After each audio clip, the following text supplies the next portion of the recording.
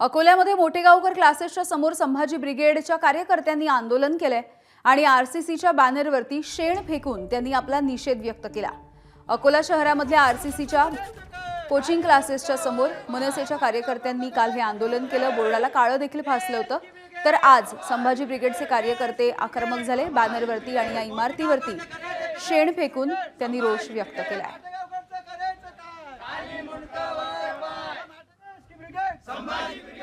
हे copy master आहे पूर्ण माटेगावकर। त्याच्यानंतर याच्या संग जे क्लासेस जुळलेले असतील स्कॅम मध्ये याच्यावर कारवाई झाली पाहिजे आणि प्रशासनाने अशा लोकांवर कठोर कारवाई करायला पाहिजे, कारण की अहोरात्र मेहनत करून जे विद्यार्थी नीटचा अभ्यास करतात आणि एक्झाम देतात। आज 4 विद्यार्थ्यांनी कुठेतरी आत्महत्या केलेली आहे नीटच्या परीक्षेमुळे।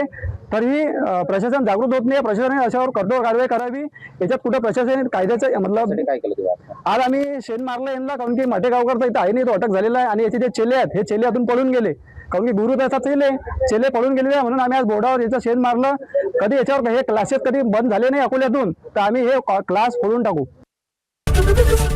एबीपी माझा, उघडा डोळे बघा नीट।